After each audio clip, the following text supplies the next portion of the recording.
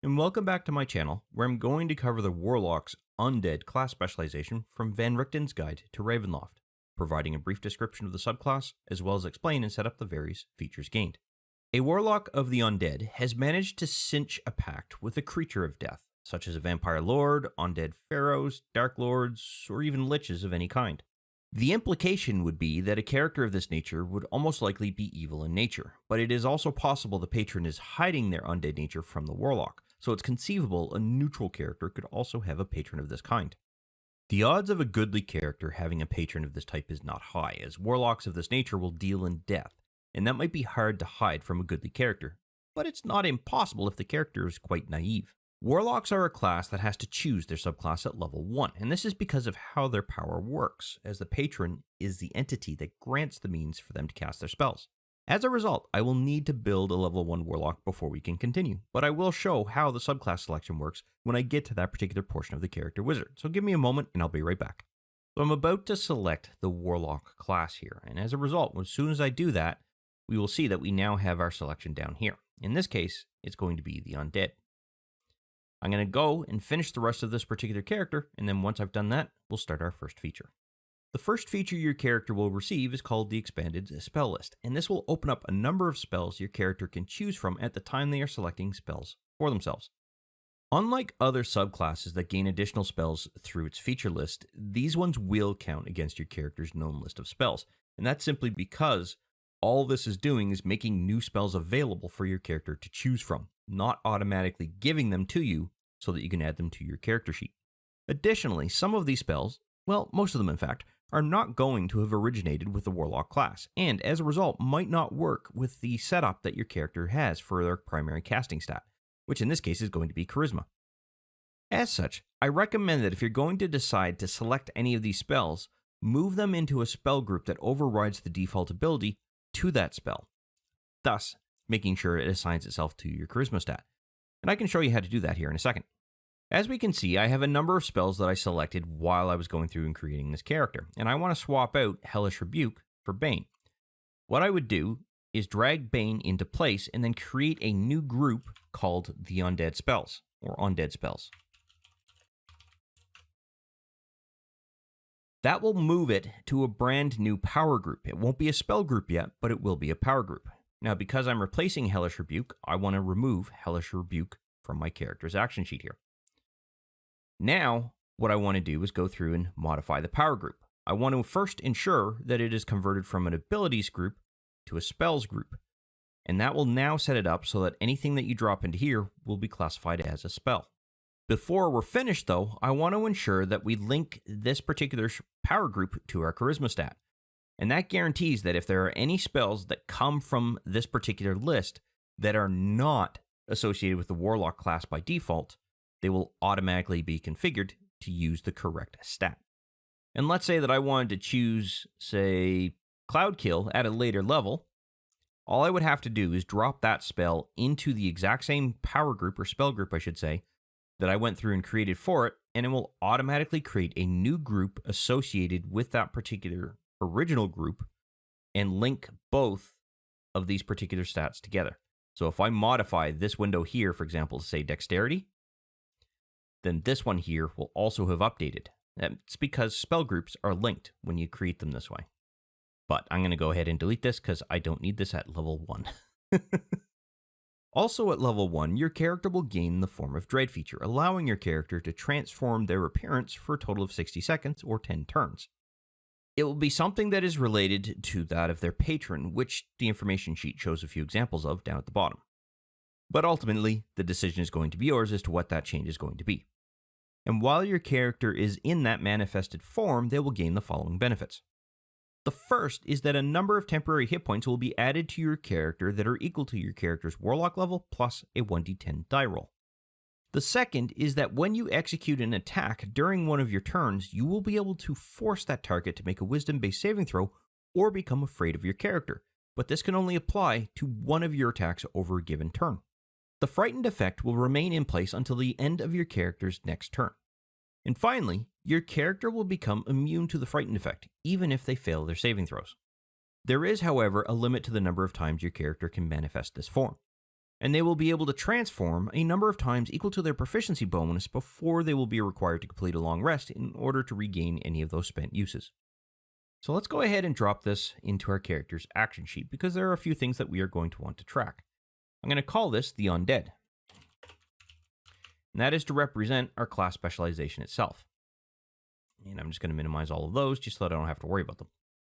And luckily for us, for the most part, this is set up. The only thing that we need to deal with is the immunity to the frightened effect. But before I do that, I want to modify this effect. And the reason being is I want to tell the Dungeon Master where it's coming from.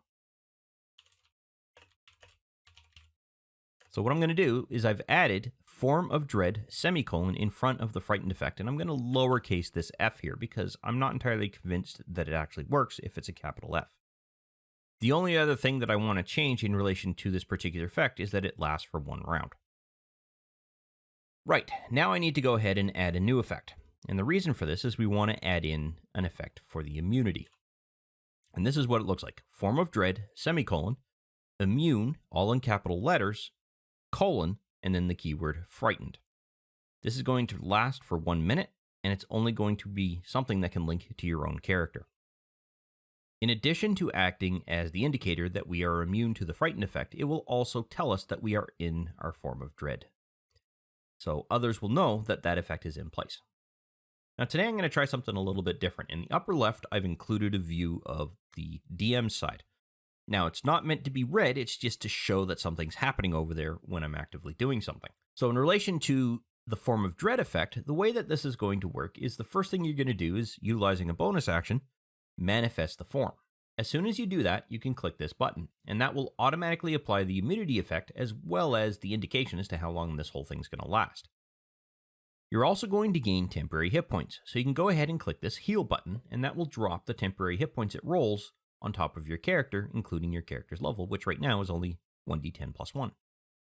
Now, before I continue, I just realized I totally forgot to set up the number of uses, and this is equal to your proficiency bonus, which at this level is going to be plus 2. So before we do that, let's go ahead and adjust this to be 2 uses.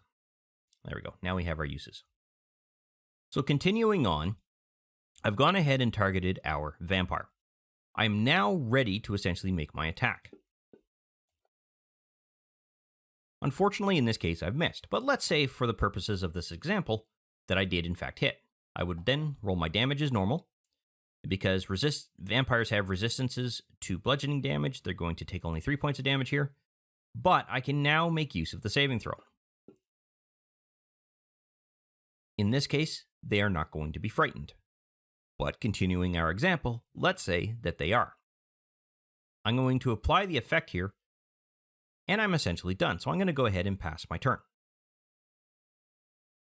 Now, I'm going to bring up the DM screen, because what I want to showcase here is that I've finished my turn. The frightened effect is still here, but if I were to let this continue as it is now, this frightened effect is going to fall off at the start of her character's turn. And that's because of this particular value here, the initiative to adjust on. The DM is going to have to make an adjustment, and they're going to have to do this every time there's an end of the next turn component in play here, so that it is after our main character's initiative roll. In this case, our initiative is 21. I manually set it that way. That's why this is a 21. If I had set that up while our main character here had their active turn still in play, when that particular Warlock finished their turn, this effect would have gone away, regardless of whether it had one duration in its round left or not. And that's because the initiative roll would have popped positive. The way that this works is that the initiative roll is the indication as to when it actually falls off. So what you want to do is wait until the vampire has their turn, and then the DM's going to have to make the adjustment so that it utilizes an initiative roll that is after the Warlock, but in this case before the vampire, because it's the vampire who has the effect on it. So you always want to make sure that it's an initiative roll that occurs after the Warlock themselves has gone. Now, if I go ahead and continue to advance our turn here so that we go through all of the actors that are in the combat tracker, and there is an adult dragon here that we got to go through. Now, we're at the start of our Warlock's turn. The frightened effect is still there. Perfect. This is what we want. Now, when the Warlock finishes their turn, the frightened effect goes away. So now that I've expended the use of this particular form, I need to ensure that I take it off. And that's really the last step that you have to do after you've completed your first turn in relation to using this effect. So at character level 5, we need to make an adjustment to our character's action sheet, and that's because our proficiency bonus has gone from +2 to +3. This means that we need to increase the number of uses of Form of Dread. So I'm going to go ahead and set up our character's action sheet to be in preparation mode, and then simply make the adjustment of 2 to 3 in the number of uses per day that we have here. And now you can see that we have 3 checkboxes that we can now make use of. At Warlock level 6, your character will gain the Grave Touch feature, removing the need of your character to eat, drink, or breathe, as their patron's power and influence is now extended to being able to affect your character's body.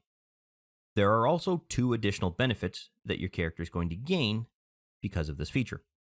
The first is that once per turn, when your character hits with an attack and does damage to that target, they can change the type of damage to the Necrotic type. The second is that if your character is also using Form of Dread at the same time that you make use of this particular feature, your character will be able to add 1 additional damage die when rolling for necrotic damage. Now, this part can get a little confusing because it does not apply to necrotic damage you might be applying through a spell, but only to the damage you converted from the normal type in relation to any kind of attack that required an attack roll. This could be a spell, ranged, or melee attack, as long as its original damage is not already necrotic damage. You have to make the conversion from its normal damage to the necrotic damage in order for you to be able to roll the extra necrotic damage as part of the attack. At least, this is the way that I interpret this feature. Some DMs might interpret it a little bit more loosely, so it's possible they might extend this to other forms of necrotic damage that your character is capable of doing, but I myself don't interpret it in that particular fashion. So let's go ahead and add this to our character's action sheet. I'm going to add this to our power group, and then I'm going to go ahead and add a new damage effect here. And you're going to want to do this so that it matches or mirrors whatever weapon you're planning on using. So for example, I'm going to set it up for this particular quarterstaff here.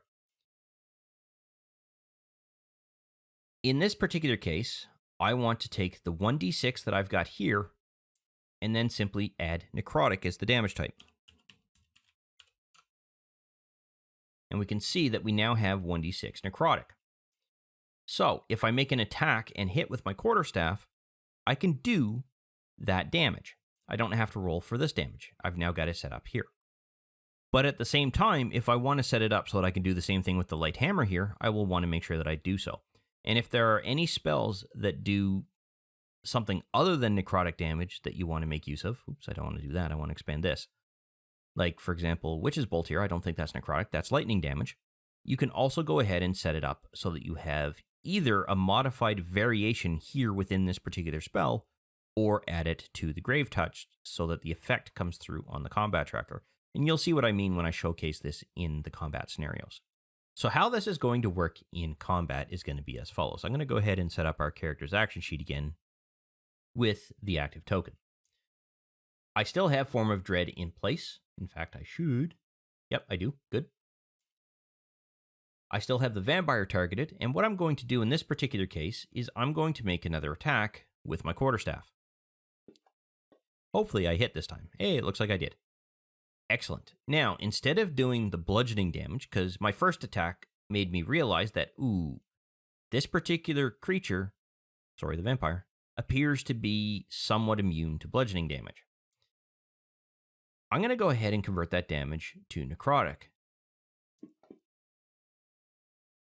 Still resistant. But I have Form of Dread in play, which means I can roll this again to add in an additional die.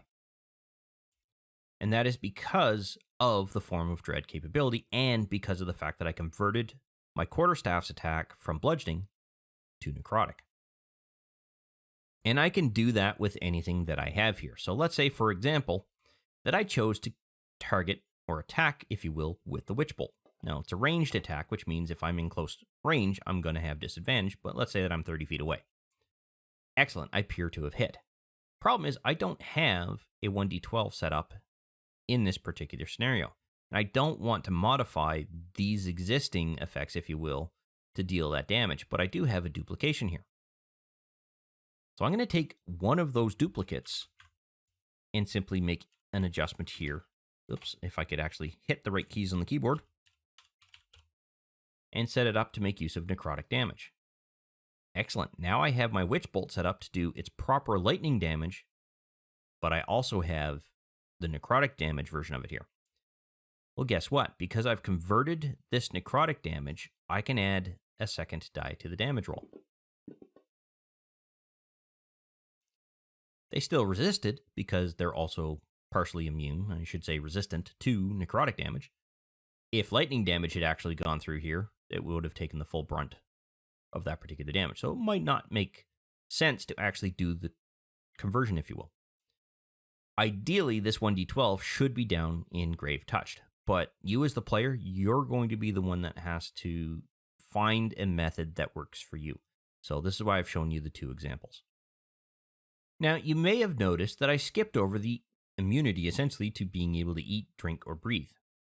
Well, that's because there isn't an effect you can add to your character to be able to do that. You just have to simply remember that you no longer need to eat, have any drink, or breathe. It doesn't mean you can't do any of those. It's just no longer required to sustain your body. At character level 9, we need to make another adjustment to Form of Dread, and that's because our proficiency bonus has gone from +3 to +4, which means we have an increased number of uses that we have available to us. I'm going to go ahead and minimize that. And you'll see here that we have 3 uses right now for Form of Dread. I want to go ahead and change this from a 3 to a 4. And now we can see that we have the 4 pips that we now have the ability to tick in relation to the number of times we can use this. At Warlock level 10, your character is going to gain the Necrotic Husk feature, granting your character resistance to necrotic damage, or, in the case of when your character is in the Form of Dread feature, immunity to necrotic damage. Another benefit is that if your character has been reduced to 0 hit points, you can choose to expand a reaction and instead only reduce your character to 1 hit point. At that time, a sphere of necrotic damage will reach out to 30 feet from where your character currently stands. Any creature that is within range of that particular sphere, specifically within 30 feet of your character, is going to suffer 2d10 points of necrotic damage in addition to damage equal to your character's level. So if your character is level 3, you would add an additional 3 to the 2d10 die roll. However, your character is going to gain 1 level of exhaustion as a result. As a final note, once this reaction has been used, your character is not going to be able to use it again until they complete 1d4 long rests, which makes this one of the few features that has this kind of rest requirement. So I'm going to go ahead and add this to our character's action sheet so that I can add this effect into place. Now, we already have the damage die roll here. What we don't have is an exhaustion effect. So what we want to do is go ahead and create a brand new effect here. When we do that, we want to simply cut and paste this. It's Necrotic Husk, semicolon, and then all in capital letters, exhaustion, followed by a colon, and then 1. It has no duration. It's going to apply to your character and your character alone, and it doesn't go away until you complete a long rest, so it never gets expended. So I've gone ahead and set up a simple combat scenario for us. I've updated our character to have 80 wounds of damage. In fact, that temporary hit points should no longer be there because of that. So they have 3 hit points left, essentially, before their character is going to get knocked down to 0 hit points. The vampire is going to target our Warlock character here, which I appear to be having an issue doing today. There we go. And now I'm going to make my attack. Okay, I'm going to accept the damage. I am now essentially dying. Well, what I can do is I can burn my reaction and reduce myself to 1 hit point. So instead of 83 wounds, I'm going to have 82 wounds. My character is no longer unconscious, and all creatures, and let's say that the vampire, these apes, which are already dying or dead, Mind Flayer, are all within this particular area of effect, if you will. I will then apply necrotic damage to them. But now here's the kicker. I have to apply this exhaustion effect to my character, which means that my character is now suffering the first early effects of exhaustion. So what does exhaustion actually mean? Well, if you go to the player's handbook, specifically the reference manual, and you search for the keyword exhaustion, in the Appendix A conditions section, down near the bottom, you will see an explanation of what exhaustion actually does. I'm going to just close that out for now. Exhaustion in this case applies specific disadvantage checks on several things. So the first thing is going to be that you're going to suffer disadvantage on ability checks. Well, let's confirm that. Perfect. That's going to be a disadvantage roll. At exhaustion level 2, it will be your speed will be halved. Well, we can't test that exactly in Fantasy Grounds itself, because if we do this, you'll notice that your speed stays the same. That's something that will have to be modified at the time that happens. But Fantasy Grounds is smart enough to know that you are suffering exhaustion level 2, and I can prove that by adding a third level of exhaustion here, and then making an attack roll. So I'm going to go ahead, and that's up here. Couldn't find it. Don't know why. You'll see here that I'm attacking with disadvantage. Perfect. Total number of hit points halved. All right, let's see if I suffer fourth. No, didn't change that. So Fantasy Grounds is unable to do that for some strange reason. Your speed is going to be reduced to 0 at 5. And then eventually death at 6. The problem is none of those other effects come into play. The only thing that Fantasy Grounds can pick up are the disadvantage rolls. So I just wanted to point that out to make you aware of that. I'm just going to get rid of all of these effects because our character is now suffering 1 level of exhaustion. Now there is still one effect that I have to go in and add, and that's the resistance or immunity to necrotic damage. So if I go ahead and add a new effect here, I'm going to copy in something that's going to look a little bit intimidating, but isn't actually all that complicated. First things first, it's called Necrotic Husk, with a semicolon here.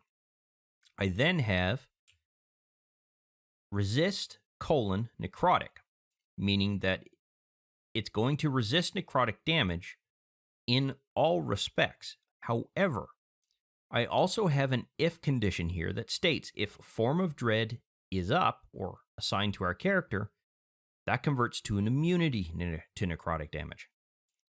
And yes, this does work, and it's going to apply to our character. So, I've intentionally removed all effects here so that I can showcase that and how that's going to work.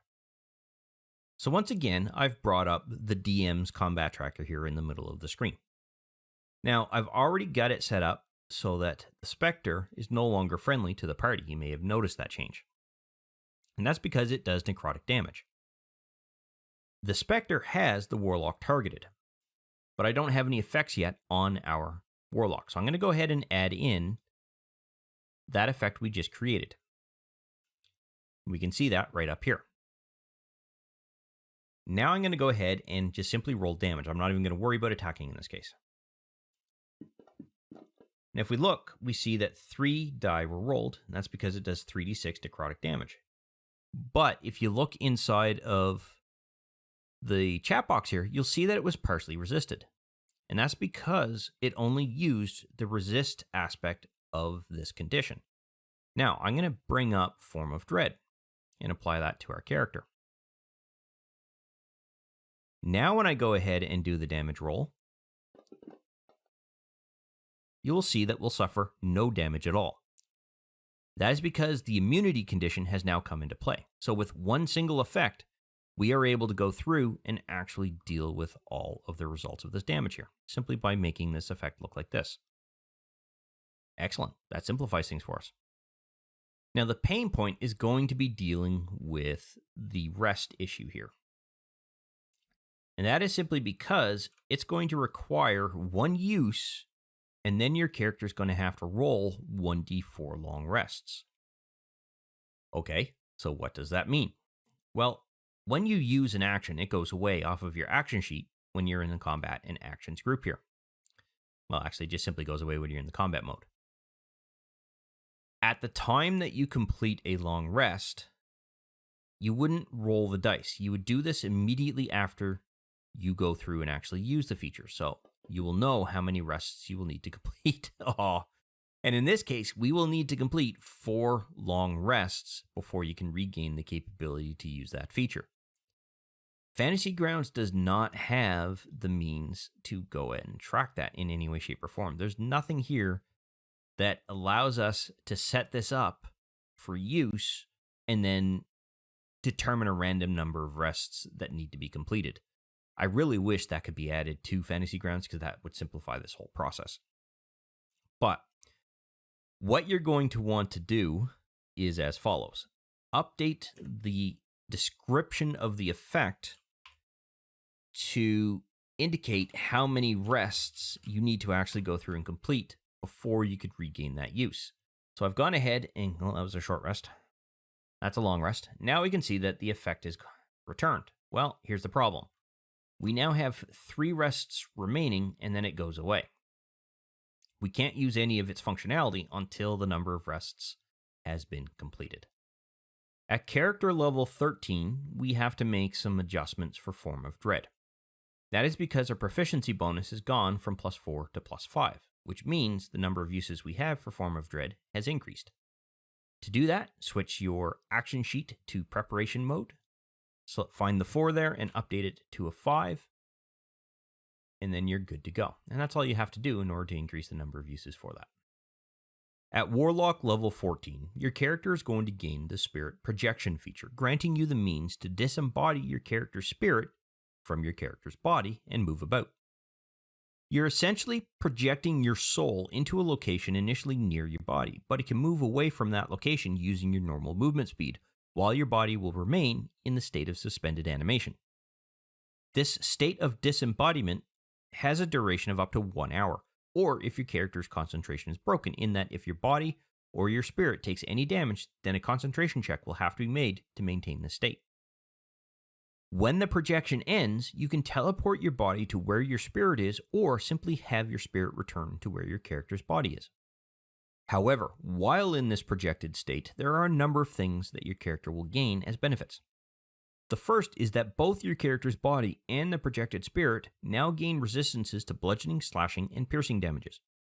The next is that when your character casts a necromancy or conjuration spell, it will no longer require verbal, semantic, or material components, as long as the material component does not require a cost. Your character's projection is able to fly at a speed normal to your character's movement speed, and will be able to hover between turns, meaning you won't fall at the end of your turn. Additionally, your character will be able to pass through objects or creatures, but you will suffer 1d10 points of force damage if that projection happens to stop within an obstruction, which includes a creature. And the last benefit that you're going to gain is that if you activate Form of Dread while your character is also utilizing Form of Projection, so it doesn't matter what the order is that you activate each feature, then what's going to happen is that when your character does any form of necrotic damage to a given target, your character is going to regain hit points equal to half the amount of necrotic damage that your character just dealt. Sadly, however, there is a usage limitation that once this has been used, your character is not going to be able to do so again until they complete a long rest. So let's go ahead and add this to our character's action sheet, because we are going to need to ensure that we link this in and set it up appropriately, because there are some effects that we want to be able to take advantage of here. Okay, so we already have the 1d10 points of force damage here. I'm not sure why the unconscious effect is here, because it doesn't really apply, except our body is going to be unconscious while this happens. So yes, that would be appropriate in this particular case. What we do need is a new effect in order to be able to take into account the resistances. And that is going to be Spirit Projection, resist, and that should be bludgeoning damage, slashing, or piercing damage. It is going to last for a duration of 1 hour, and it is only going to be on your character. But here's the thing, you're going to want to add a token to the map to indicate your projection and your own target or your own character. But when it comes to the actual combat related situations, you can use your character in relation to the damage effects that might come into play. So you don't need to worry too much about that. So it's best to leave it at self. Now, unfortunately for us, Fantasy Grounds doesn't have the means of being able to detect the type of damage that was dealt to a given creature so that you can then read it later on. In addition, you can't have math that comes into play to automatically do something in relation to the healing component, for example. I.e., if we did 10 points of necrotic damage to a particular creature, our character is going to receive 5 points back for hit points. The way that's going to work is that the Dungeon Master themselves is going to have to ensure that those points get applied to your character. And the best way to do that is to remind the DM anytime your character does damage, hey, DM, I just did 10 points of necrotic damage. Please add 5 hit points to my character. Now, there are some automated capabilities that if a character does damage, so let's say I rolled a 1d10 for damage, I could pick that up while holding the control key, and what this does is it converts this to a healing capability. Here is the issue with that problem, though. We have to reduce this by half. Simply dragging and dropping this into place doesn't work, and adjusting the damage can't be done while you're holding it. You also can't reduce this by half automatically, so there really is no convenient way within Fantasy Grounds to be able to do this just yet. Now, before we move on to showing how this is used, the last thing we have to do is set up the number of uses, which is going to be 1 daily use. I'm going to minimize that so that we don't see that. And now this is all set up and ready to go. So how this is going to work is as follows. The first thing that you'll want to do is if you're going to declare that you're going to run this, you'll want to apply this effect to your character. That does 2 things. 1, that sets up a marker that tells us that Spirit Projection is in play. In addition to it, it also tells us what the overall duration is going to be, which should be 1 hour, which is well past the duration of what this combat tracker is going to show us for a duration. That is interesting. Did I set a duration? I'm pretty certain I did. Yep, I did. Okay, so it's just simply not going to display here because chances are there isn't going to be a combat scenario that sticks around for that long. With the infect in place, we are now projecting our soul on the battlefield. That means that in order for the DM to represent that, they're going to have to drop some form of token that represents where your spirit's going to be onto the field of battle. Now, when your body is in this state, your projection is going to be the active representation of yourself. So any combat that occurs is going to happen through your projection. Any spells you cast are going to come from your projection's location, but both your projection and your body will suffer damage. We can get away with that by simply ensuring that our main character sheet is the area where that damage is received. In addition to that, you can now fly around the battlefield so you can get up above everybody and lob whatever spells you have down on them. Doesn't really much matter. The thing that I really want to point out, though, is this Form of Dread component. So let's say that we did activate Form of Dread on our character. I'm going to go ahead and apply that effect. So we now have both of them here. That means that any time you cast a spell that does necrotic damage, which I actually don't think I have anything on our particular character sheet just yet, then you will receive an X number of hit points back. So I'm going to set up a quick scenario, find a spell that does necrotic damage, and then show you how that will actually work in a combat situation. So for the purposes of this particular example, I've gone ahead and thrown on Chill Touch to our particular character's action sheet because it does necrotic damage. I'm going to also target, say, the Mind Flayer here. Get rid of my targeting on Ape 3. And I'm going to attack the Mind Flayer. That's going to be a hit. Now, when I apply this particular effect here, it's going to do the damage. I've done 3 hit points of damage to that particular character. But I've also set it up so that my particular character suffers 40 wounds. That means I can take 1 hit point back in relation to this particular effect. So I have 39 wounds. Problem is the DM is going to have to be the one that actually deals that particular effect. See, if I simply type a 1 here and hold down the control key or do anything, it isn't going to heal our character, not even a shift. There's nothing here that's going to apply that. If I drag and drop this onto our character, we're going to do additional damage if I'm holding down the shift key. We're also going to continue to do damage if I hold down the control key. And that's because there's a bug right now in Fantasy Grounds where the control key is supposed to set up the opposite effect of the damage here. So that was 3 points of damage. Holding down the control key should have made that a heal, but it doesn't. And even doing the alt key has no effect here. It just simply does damage. Now, if I do the exact same thing from the DM screen, if I drag and drop that into place, you can see, doesn't matter what key combination I use, it's still going to apply the damage to our character. That's not what we want.